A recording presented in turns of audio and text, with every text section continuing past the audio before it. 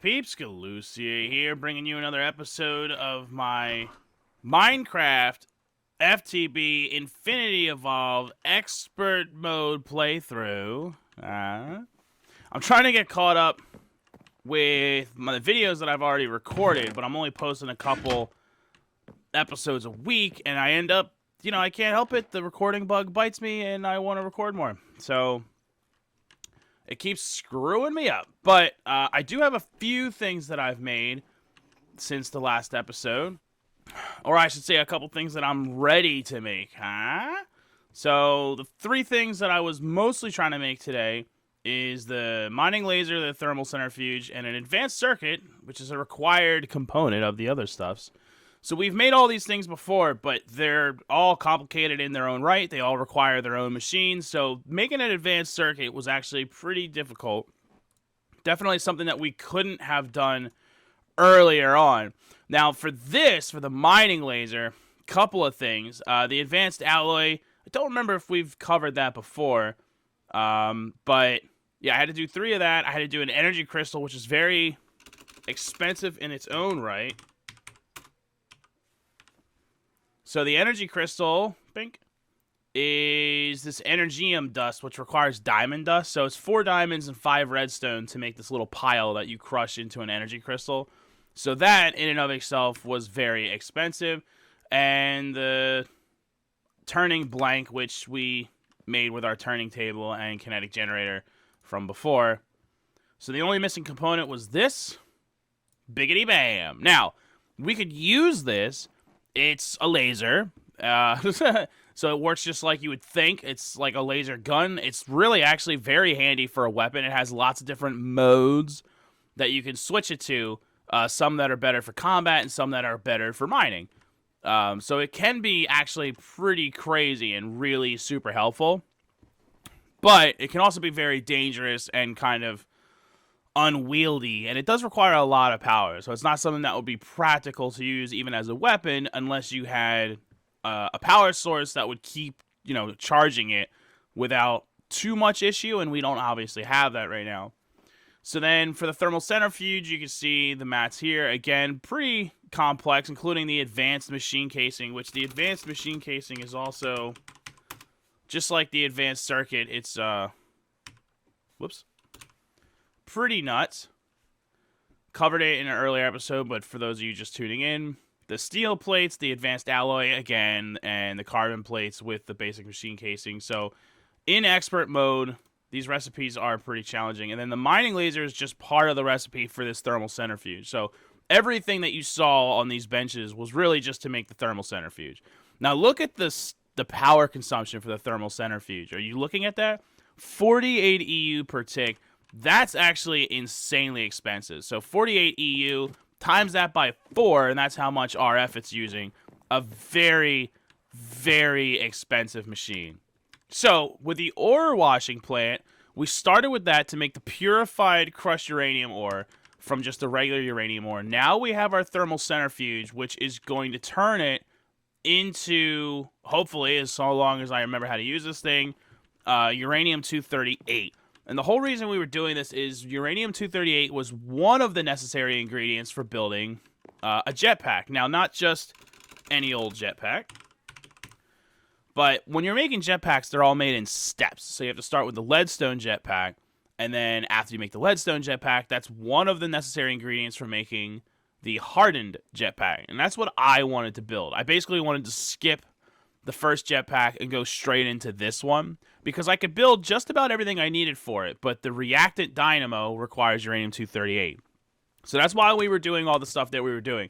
And ultimately, we were doing that just so it would be easier to traverse and get around, so that we could look for some of the mats that we need to continue to go towards toast power, which is still the overall, what we're trying to do.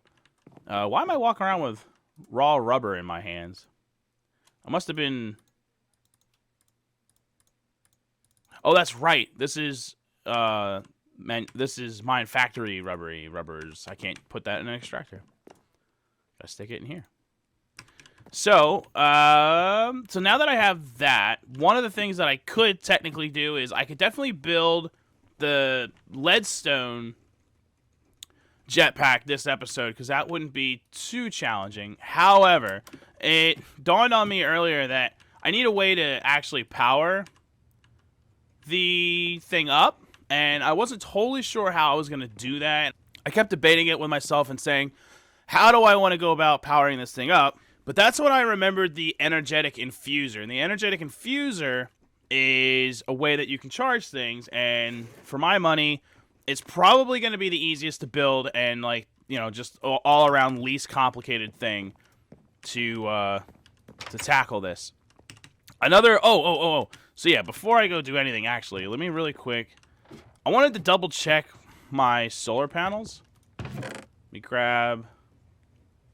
So I still only have the 2 solar panels. I've had the same, like, 2 solar panels for the longest time now because I'm trying to get toast power, and I didn't want to waste any more mats on, say, like, a 3rd solar panel, which, you know, would be nice. It would increase everything. Actually, hold on. Before, forget the dirt. You go back. What I need is ladders. Okay, I wanted to double check to make sure. Okay, so that has an input on it. And that has an input on it. All right, I'm just making sure that they both had inputs on it because I remember setting this up for 3. And then so I looked at this and said, well, this doesn't have an input. Why did I grab a crescent hammer? It's not what I needed at all. There we go. So I wanted to make sure that that was an input as well because I'm going to add something to that in a bit. I might go ahead and make another solar panel even though we're pretty close to toast power. Okay, it's building up heat, so that's good. If it has to build up heat, though, I'm worried that it's one of those types of machines that will constantly drain energy. Just like the thermionic fabricator. Which kind of sucks, because if it drains a whole bunch of energy, Jesus Christ. If it has to drain a bunch of energy just to build up the heat, then every time I disconnect it and reconnect it, it would be like a giant meme. It would be nice to just keep it heated, but if it's going to take energy to do that... Well, it looks like it took energy to, like, charge up, but now that it's heating, I don't look like I'm losing any power. I look like I'm charging as fast as you would expect me to, so maybe not. Maybe it'll be alright, but obviously that has to heat up, so we'll let that run for a minute while I get to work on the basic machine pooper scooper. Okay, so there's the basic circuit board. And I'm going to go make an iron chipset really quick. I say really quick, but, you know, as quick as this stupid thing will let me. It's one of the reasons why I wanted to move it. It just takes so damn long, and especially when we get this thing hooked up with toast power. Like, we really want to keep that hooked up to something better than the damn generator. I mean, that's just how I've had it since basically the beginning, because it was just the only way that I could do it, because I didn't really have a lot of power to spare for other crap, but it's really a hang-up. Like, for a lot of the times when I'm making videos, like, that's one of the things that really holds up the video and makes it take so much longer. Oh, what the hell, man? It made the wrong damn thing. It made a stinking redstone chipset instead of an... I was like, how is it done already? Great, I got an extra redstone chipset. Perfect. Because the buffer here, you know, stores some power. Not a ton, but it stores some. So, like, that first thing that I'm going to make, the iron chipset is what I wanted to first make, would have gotten a nice jolt of power before it was, like, running straight off of it. At which point it would slow way down. Now I got to be slow just to make the iron chipset. And then I got to make the basic machine casing, which... that's going to take forever. Dang it. Ah, it's lit up. That's good. All right. Wow. How much power is this consuming? A lot? Wow. Holy shizzle. Well, we're going to be totally out of power after this. Well, we did say it was going to take a lot. 48 EU. It can actually take more than 48 EU. Up to 128. It was probably taking all of it, to be honest with you. Well, that's enough. We're good. Now, I don't believe this is radioactive, but we're about to find out. It is. It is. It is. It is. It is. Ow. Ow.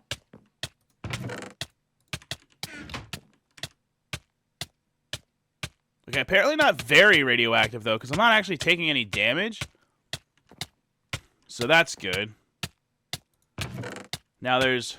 So I didn't think uranium-238 was radioactive, though. I thought it had to be enriched. Oh, now I'm taking damage. That tiny pile was the... Oh, wow. Okay, I'm gonna die. Ow. Apparently the 235 is way more radioactive. It's actually kind of interesting. Interesting, not so much anything else. So, technically speaking, to make the jetpack, I should really have a hazmat suit. But, you know, to that. But I just need to grab one piece of uranium-238 when I'm ready to make it. And it doesn't look like my radiation sickness was that bad from the radium-238. It looks like it was all about that 235. That tiny pile of uranium-235 was what finally did me in. That was, like, the particularly bad one. Okay, so there's the leadstone flux capacitor. See, we're just moving right along. That's 2 out of, like, 4 of the actual, like, components of this thing. But, of course, this is the hardest part of it. So I need 2 redstone reception coils.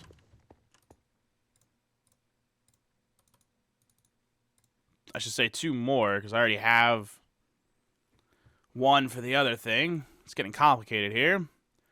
Okay, we need to make leadstone flux ducts. I need chipset for that. 2 chipset, 2 leadstone plate. Oh, that's right. I was making some of this earlier. See, I have the leadstone plate already. Not the chipset? I would have sworn I made the chipsets. I need 2 chipsets. I made 1 by accident of the redstone chipset, but I swear. Aha! There we go. 2 redstone chipsets. I was going to say, like, I'm a bit scattered right now. I think I should organize again. I think it's been a little too long since I've done any organization. Okay, so I need glass. Alright. Alright, so we've got the leadstone flux duct. We've got all that stuff. I need 4 more leadstone ingots, and then I got to make this guy. This is actually going to be a challenge. Okay, so thankfully I made an extra redstone chipset. We're going to need that in a minute. Apparently I need 2 more copper gears. Another one of these things. Making a lot of this crap. Just stack all this together because my inventory is getting crazy. Copper. So now I think pretty much the only thing I need is the coal chunks, which that in and of itself is pretty challenging. So I'm going to need 2 pieces of obsidian, which I already have ready to go. So I actually think the hardest part of this is that I need like a stack, I think, like a full stack of coal to turn into coal dust just to make 1. So I need like 2 stacks of coal, which I obviously don't have. I'm actually out of coal altogether right now. Completely out of coal. So the actual jetpack itself is going to have to get... So that's as far as we got today with the jetpack, I'm going to say. But not too bad. Like, we got a lot of the components that we needed for it. So I think this is what I needed for the other thing, right? I needed 2 gears, so we'll put that in there. So I'm basically just like... Oh, this is different copper. Oh, look at that. Different copper. But yeah, so I'm going to put all that stuff in there because this row right here is jetpack row. But at least we got started with the jetpack stuff. Gosh, dang, man, this is a long video because the sun's set a few times. I can only sleep at night. Oh, come on. How are we doing on power now? Ugh. Speaking of power, I don't remember if I showed you guys. So when I was working on building the harvester for the crop, that's eventually going to lead to our toast power, I did start to work on that a little bit. So I've got the harvester set up with the upgrade, so it'll fully do this whole thing. And there's a better barrel here that like the wheat's going to go into first.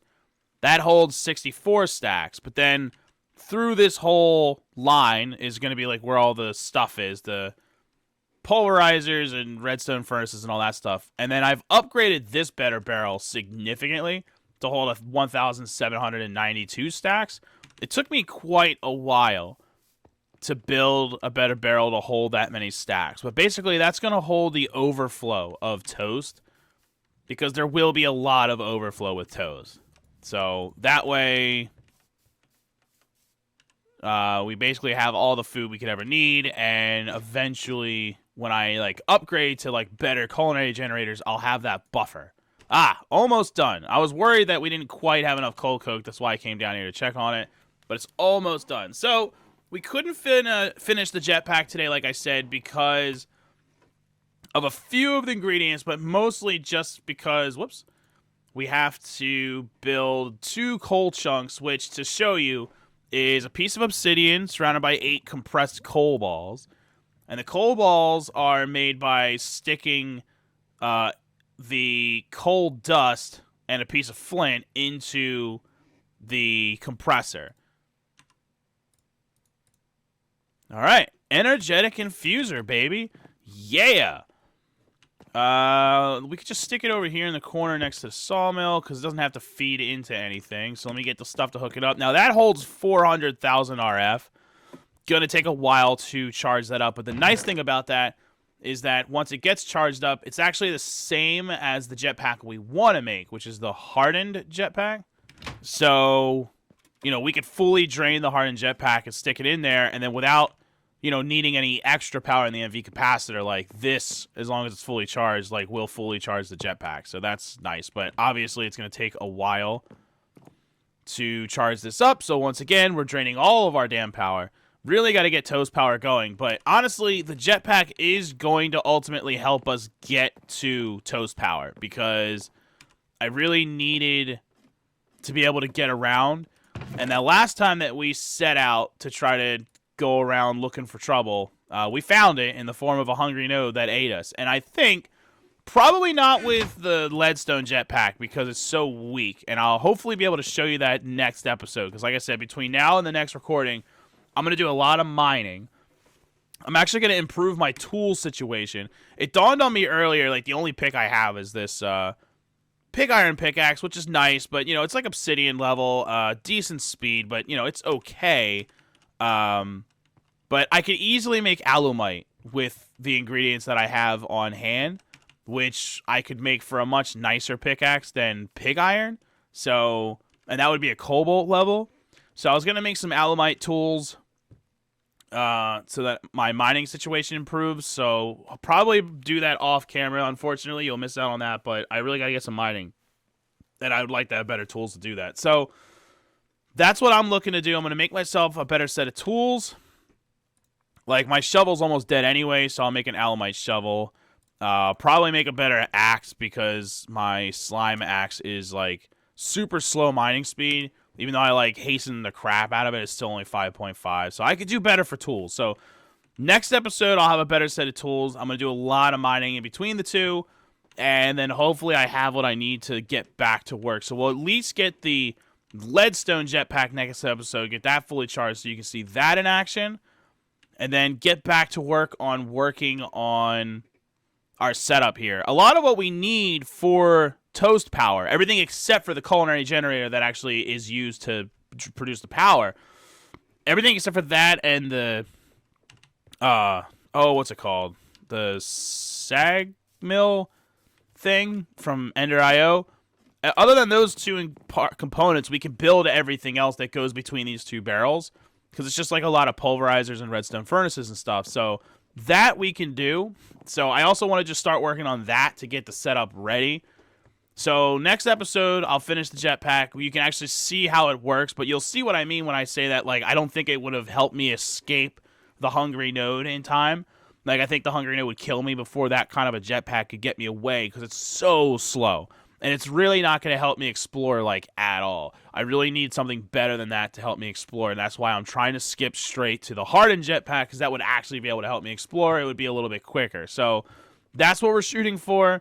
We'll get the first jetpack next episode, and the episode after that will probably, hopefully by then, have the hardened jetpack. Who knows? I mean, I have most of the ingredients that I need, so maybe if I get enough mining done, we'll just, in one fell episode, go straight from one jetpack to the other. That would be pretty sweet.